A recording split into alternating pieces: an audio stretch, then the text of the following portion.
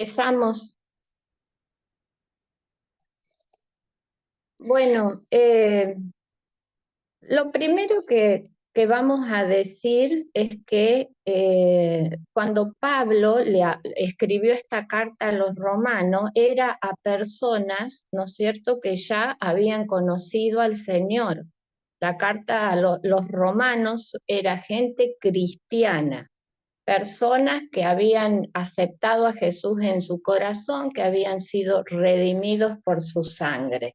No estamos hablando de personas no creyentes.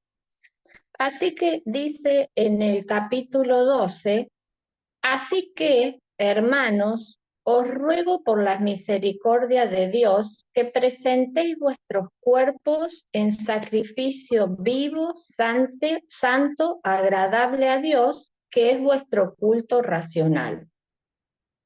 El culto racional es como una forma de adoración a Dios, una manera de adorar a Dios, y esta es una forma de expresarla. Estoy leyendo Reina Valera yo.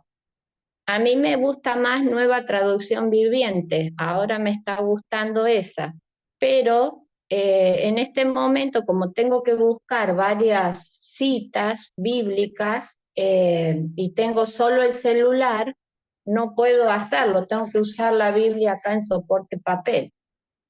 Así que dice que le indicaba, ¿no?, a los romanos que presentaran sus cuerpos en sacrificio vivo, santo, agradable a Dios. ¿Y qué significa esto? La ley de Moisés, esa en que se sacrificaban animales, ya había pasado. Ya Jesús había muerto, había resucitado, ascendido al cielo y enviado al Espíritu Santo acá a la tierra. Así que, ¿qué quiere decir sacrificio vivo?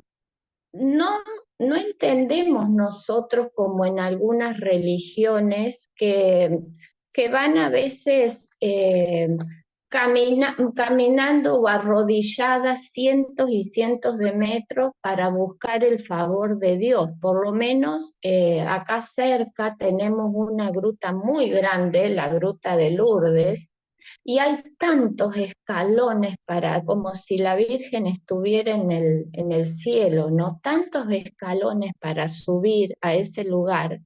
Y muchas personas se van arrodilladas hasta ahí, ¿no? Y terminan, por supuesto, con las rodillas todas rotas. Así que no es ese el sacrificio. También, por ejemplo, el hecho de golpearse, de flagelarse, tenían instrumentos, ¿no?, donde para matar la carne se golpeaban con eso. No sé si han ido alguna vez a un museo y han visto esos elementos que tenían las monjas de clausura, por ejemplo, que hacen penitencia, o también el santo San Francisco, él, por ejemplo, para matar los deseos de la carne, se largaba de una ventana del convento donde estaba y ahí rodaba todo sobre espinas y se hacía daño así porque lo ven de esa manera, ¿no?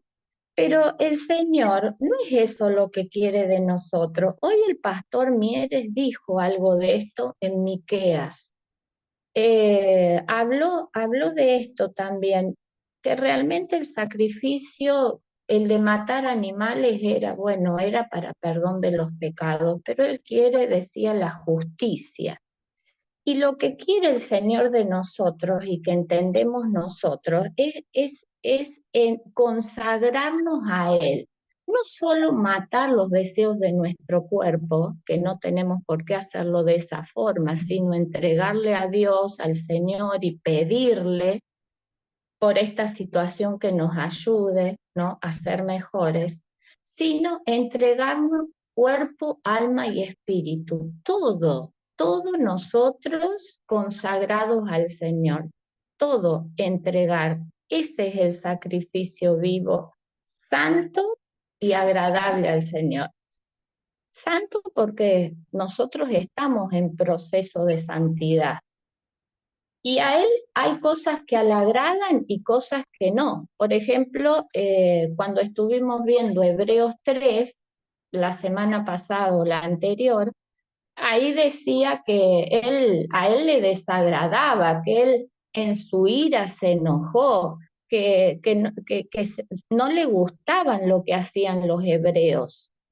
¿Y qué hizo? Pues no los dejó entrar al reposo, solo entraron Josué y Caleb. Así que el Señor, hay cosas que le agradan y cosas que no le agradan. Y sí, voy a leer porque lo escribí aparte, el versículo 2 de Romanos 12:2, lo voy a leer en Nueva Traducción Viviente. Ustedes lo pueden seguir en la versión que tengan. Dice, no imiten las conductas ni las costumbres de este mundo, más bien dejen que Dios los transforme en personas nuevas al cambiarle la manera de pensar. Entonces aprenderán a conocer la voluntad de Dios, la cual es buena, agradable y perfecta. Y de acá vamos a analizar 4 puntos. El último lo vamos a hacer primero, que la voluntad de Dios es buena, agradable y perfecta. Es fácil decirlo cuando todo va bien, ¿no? Cuando recibimos las llaves de una casa, porque nos hicimos una casa, cuando nos compramos un auto nuevo, cuando nos vamos de vacaciones a algún lugar, y decimos gracias, Señor. Y en nuestro ser pensamos, qué bueno es el Señor, qué bueno. Bueno, agradable y perfecta es la voluntad de Él que nos permitió hacer eso que para nosotros nos trae felicidad. Pero cuando estamos pasando situaciones difíciles, cuando tenemos una tormenta en nuestra vida, cuando tenemos el viento en contra, es difícil, ¿no? Pensar eso. Nosotros, si somos creyentes, sabemos que el Señor, la voluntad de Él para nuestra vida siempre, siempre nos vaya bien o estemos en medio de una tormenta, siempre es buena, agradable y perfecta. Y si no, miren lo que en Job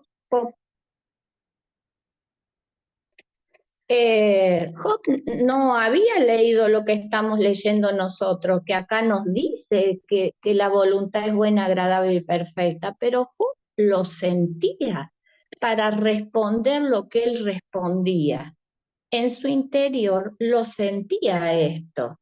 Dice que, bueno, Job, como todas saben, estaba siendo zarandeado por el enemigo que le había pedido permiso a Dios para probar su fe, ¿no es cierto?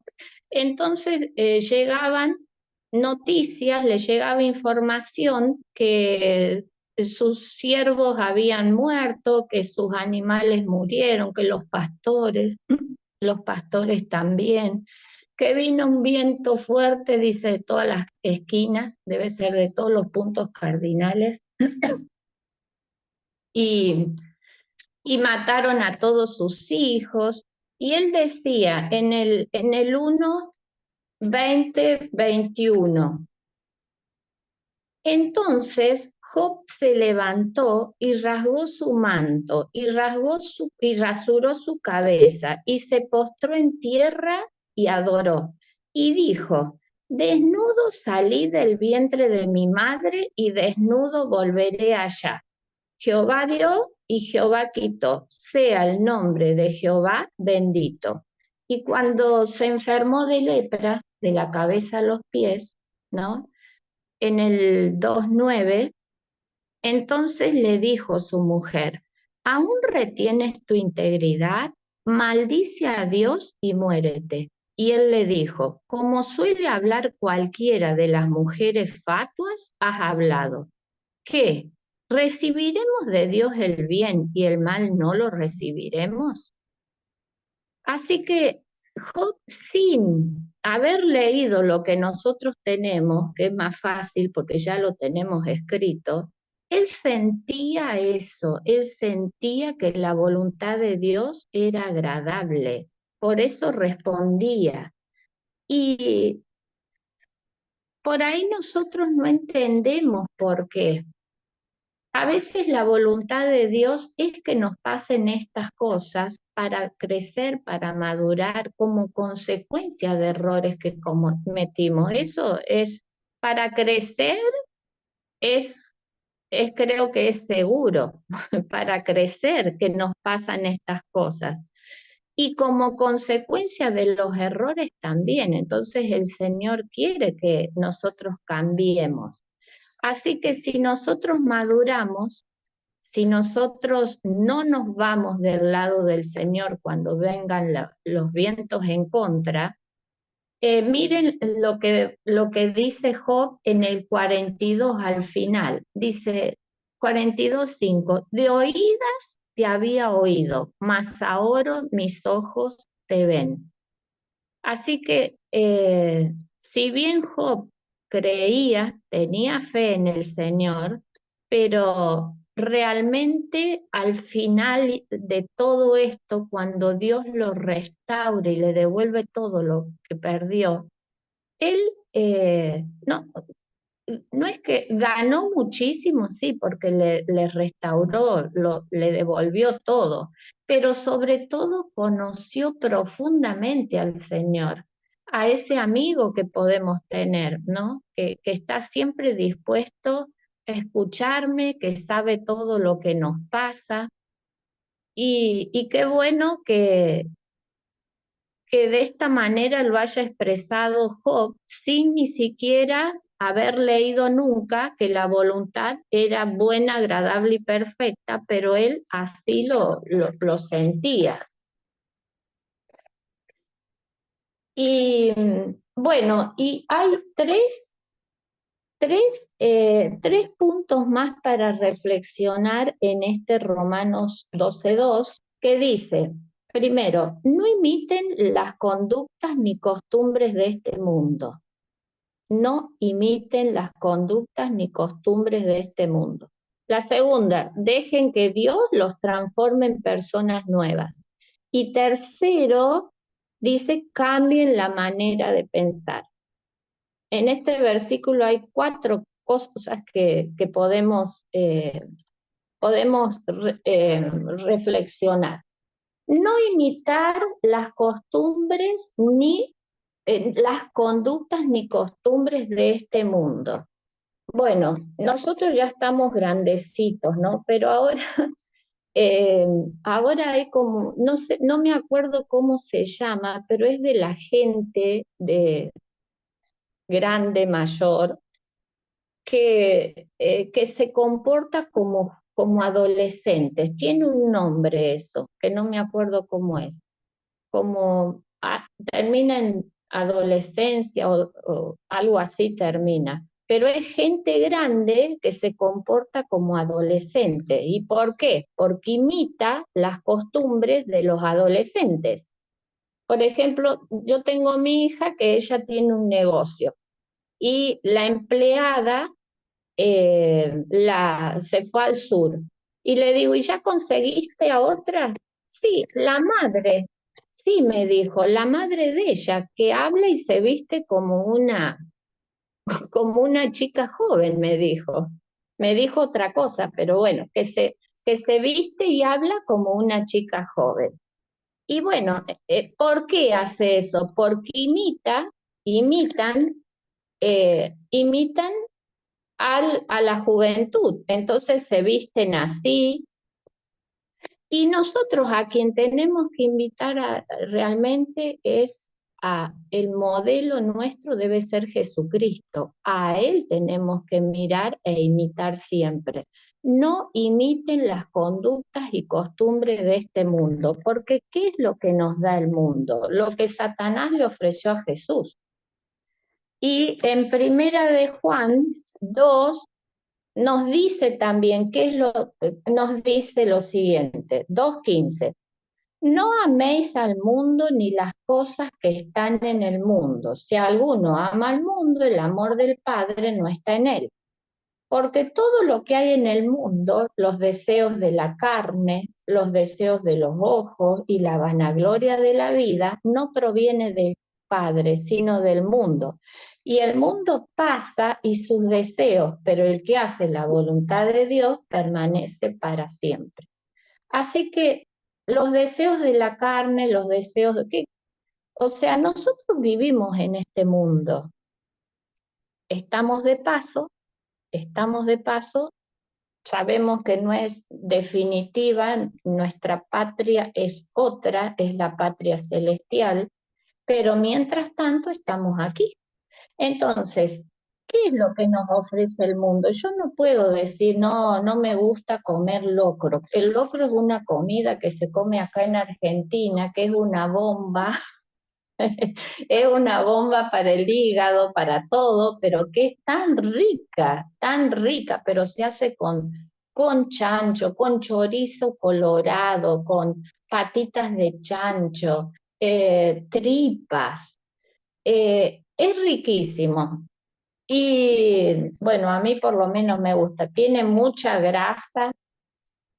Si yo vivo acá y a mí me gusta eso, no está mal que lo coma porque es alimento, aunque me haga mal, es alimento. Lo que está mal son los excesos, es decir, que yo me coma tanto del locro, ¿no es cierto?, que después termine internada. Eso es lo que está mal ¿cómo es? De los deseos de la carne. Los deseos de la carne son todos los que entran a través de nuestras eh, de los ojos, imágenes sensoriales serían, ¿no? De la piel, de lo que estamos oliendo. Esos son los deseos de la carne. Entran a través de la carne. Y los deseos de los ojos, ¿cómo será de importante? Como que vuelve a decir de nuevo, eh, los deseos de los ojos. Si yo, por ejemplo, me faltan cosas y veo que mi vecino tiene, bueno, puedo llegar a una situación en que desee todo lo que él tenga, desde el auto, la casa, qué sé yo, lo que él tiene. Si veo que se cambia cada 6 meses de auto, que en este país es difícil, yo puedo desarrollar celos, envidia, esas cuestiones. Entonces nosotros no tenemos que imitar, digamos, las conductas de este mundo. Y la vanagloria de la vida, eso tiene que ver con el ego, tiene que ver con la soberbia, eh, con el deseo de poder también, el deseo de poder, especialmente los que están en el poder, los que tienen poder, los políticos, ¿no? Pero ninguno de nosotros estamos libres de sentir estas cuestiones que están mal. Y como segundo ítem dice, dejen que Dios los transforme en personas nuevas. Personas nuevas. Bueno, Pablo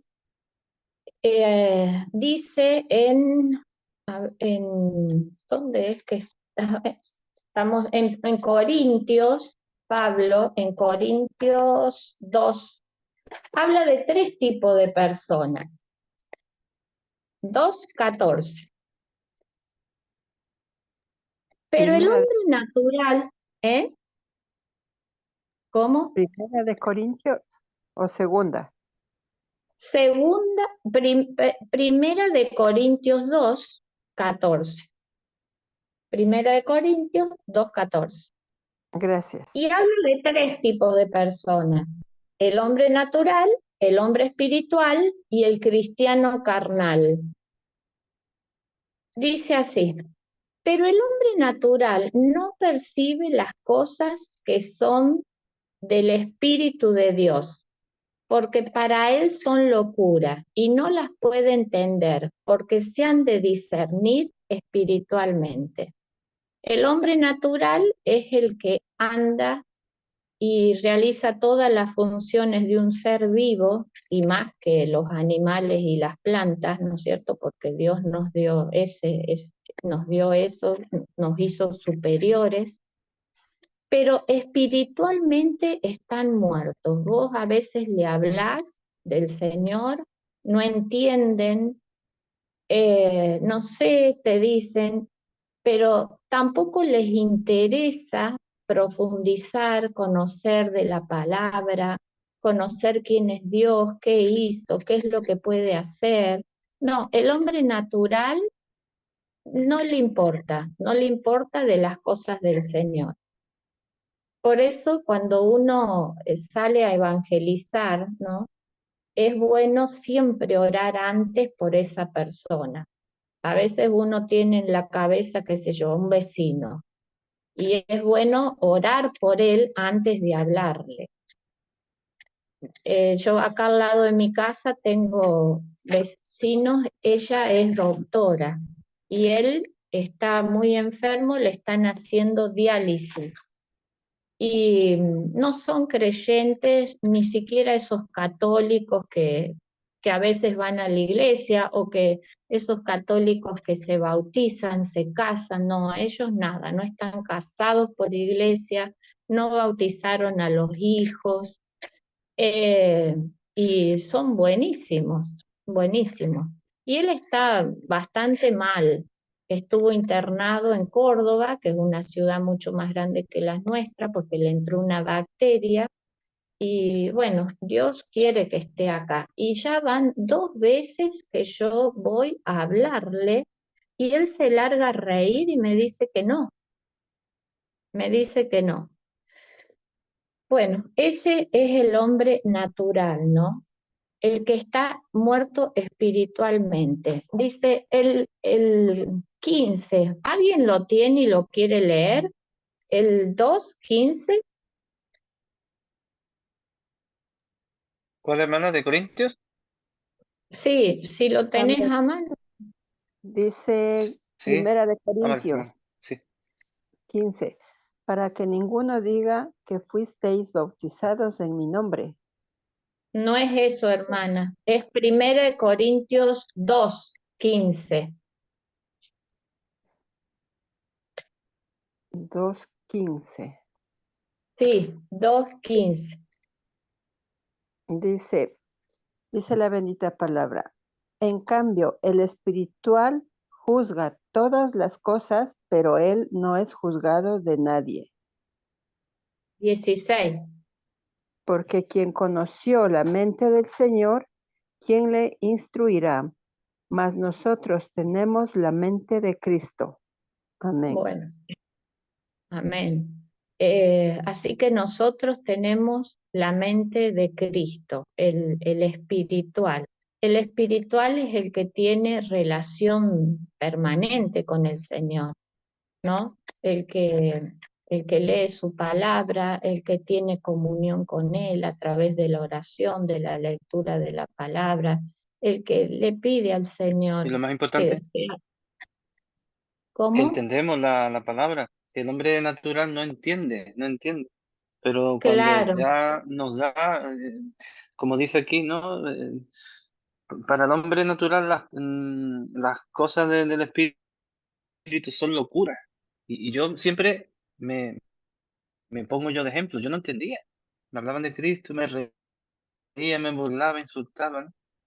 Pero hasta que uno no, Dios no te atrae para Él y nos da el Espíritu Santo, no entendemos. Es no. increíble, hermano. Sí, ¿Cómo hacen las cosas? tenés el entendimiento está cegado, como dice la palabra. En cambio, el hombre Entenebrecido. espiritual es el que tiene una relación plena con el Señor, ¿no? Y en el 3:1 tenemos el cristiano carnal. No sé si alguien lo quiere leer. Del 1 al 4.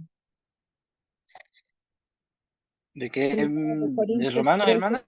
Primera de Corintios 2, Ah,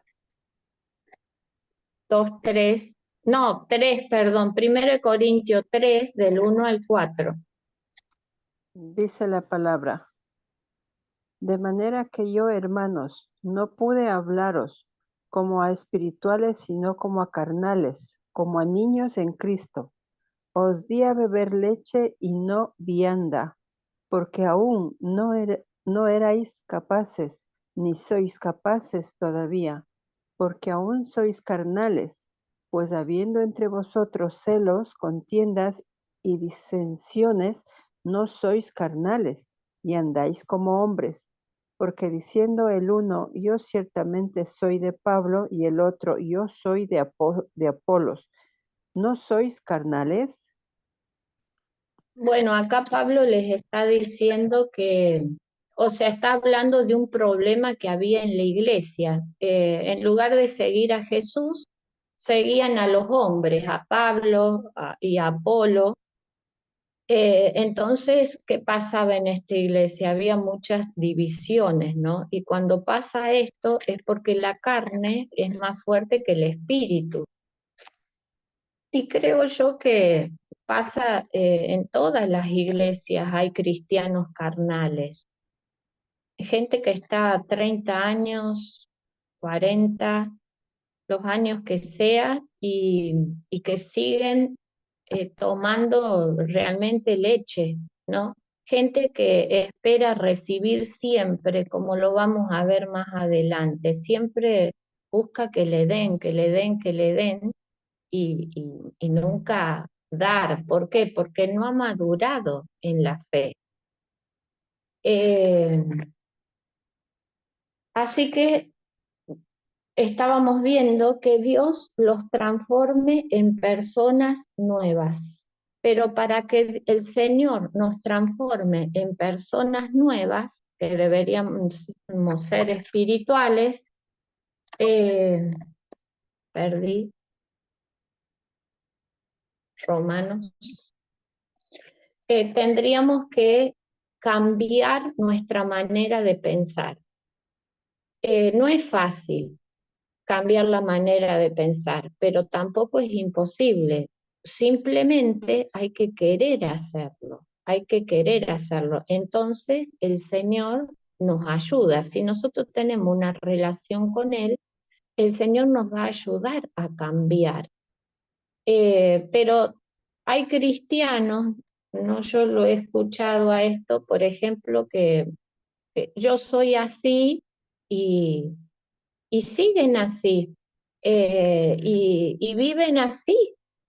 Claro, si uno ve, no reciben bendiciones, no reciben, o sea, viven bien porque tienen, digamos, el dinero que les ayuda a vivir bien, pero no recibir bendiciones, porque vos ves que es una familia con problemas así, con diferentes situaciones, cada hijo con un problema diferente, no están en la fe, no, no se congregan ninguno.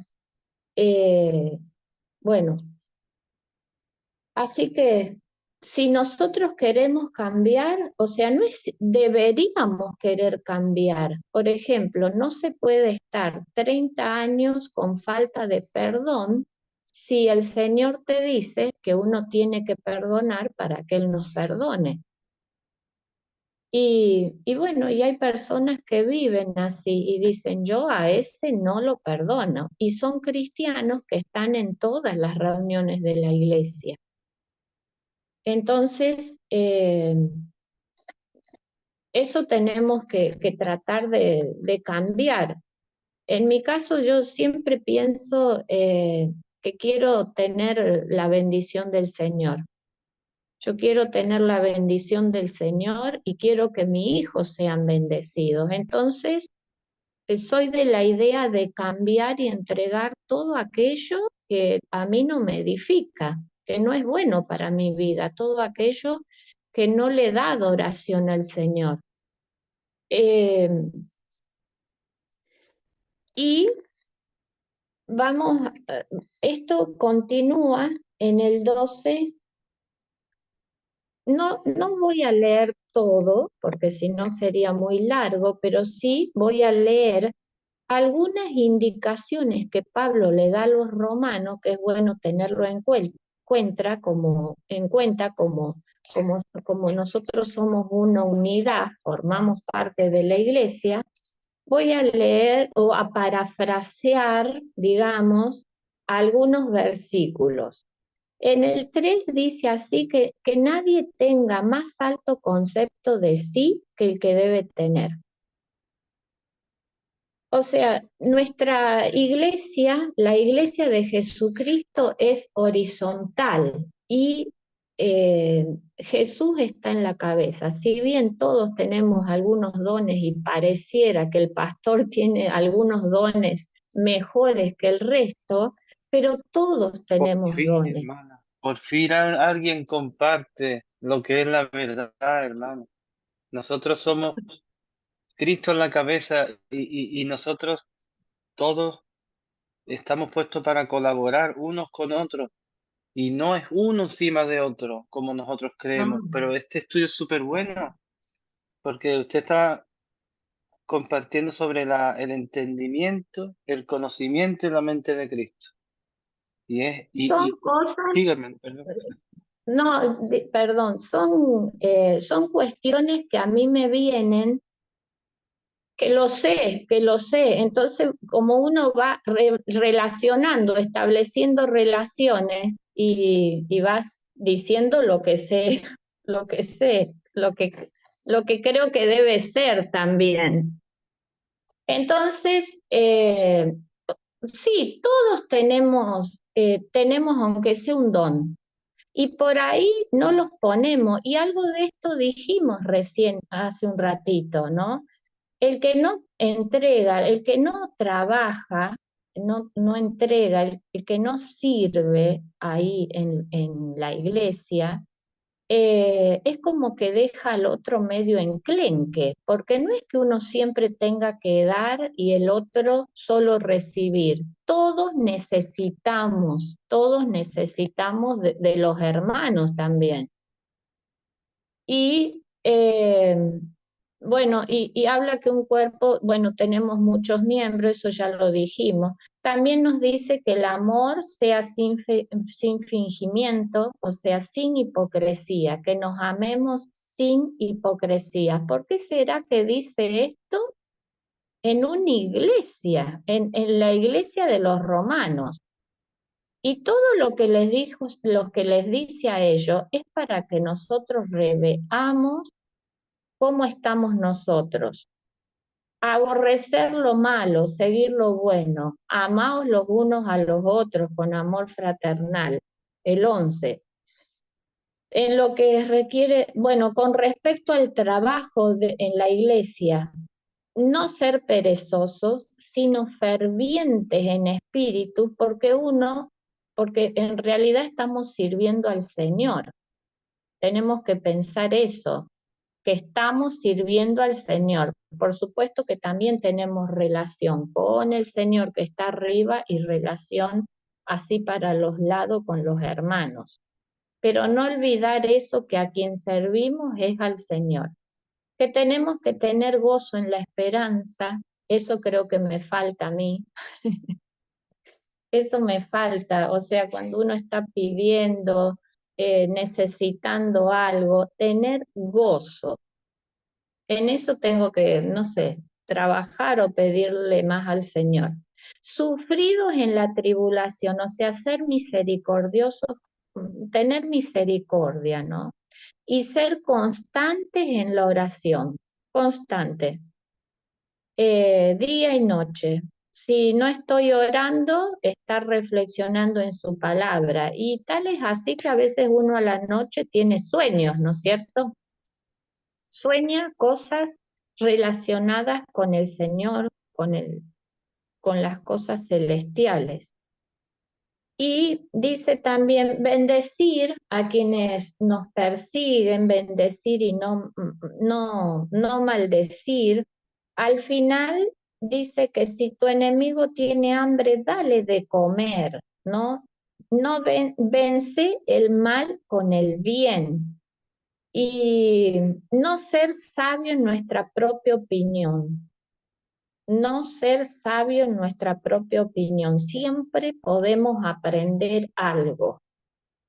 ¿Y qué más? Ah, dice también en el 19,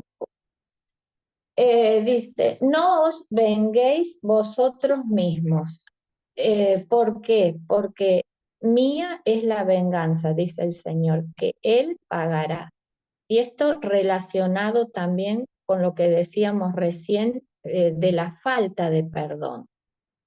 A veces hay falta de perdón y a veces la persona piensa, se arma una historia en la cabeza que nada que ver, que nada que ver. Nosotros estamos viviendo eso, bueno, nosotros en la iglesia siempre vivimos cosas así y eh, han denunciado a nuestro pastor, lo cuento acá porque bueno, no, han denunciado a nuestro pastor, pero el abogado no puede hacer nada, digamos, porque nadie le va a salir de testigo a esta mujer que está enfermita, o sea, que no puede pensar bien. Pero la cuestión es que está haciendo lío en todos lados, por ejemplo, en las redes sociales, a la radio. Y así el pastor le hubiese hecho algo, que no le hizo nada, en realidad, nada más que ella piensa todo eso. Acá dice, vence el mal con el bien. Y mí es la venganza, pero no, somos creyentes carnales, hermanos. Aunque nos parezca muy espirituales y nos sepamos la Biblia de principio a fin, tenemos muchas cosas que cambiar todavía en nuestra vida. Así que la invitación de Pablo es que miremos a Jesús como modelo y que nos dejemos cambiar, que seamos sensibles a la voz del Espíritu, que podamos cambiar nosotros. Porque si nosotros no queremos cambiar, igual el Señor en algún momento nos va a podar y es doloroso. Es doloroso lo que puede llegar, digamos. Y además, eh, nosotros no, si nosotros seguimos como cristianos, está todo bien, y los domingos está todo bien, o los sábados, los días que hay reunión, y luego en casa no damos el ejemplo. En casa decimos una cosa, hacemos otra, o directamente ni decimos lo bueno. Nos comportamos como el mundo y hacemos las cosas mal, estamos siendo piedra de tropiezo en primer lugar para la familia, para nuestros hijos, para nuestro esposo, para nuestra esposa. Estamos siendo piedra de tropiezo y en lugar de llevar las personas a Jesucristo, en realidad lo estamos alejando de Jesús. Así que, bueno, eh, esa es la reflexión, tratar de cambiar aquello que tenemos que cambiar, ¿no? Porque también creo que, o sea, así, con un pecado recurrente, permanente, que se repite y que no lo queremos cambiar con esa mancha, por más que alguna vez hayamos recibido al Señor y estemos en la iglesia con un pecado que no queremos cambiar, no sé si no vamos a poder estar disfrutando de todo lo que el Señor tiene para nosotros. Así que, o sea, no es si queremos, es que tenemos que cambiar.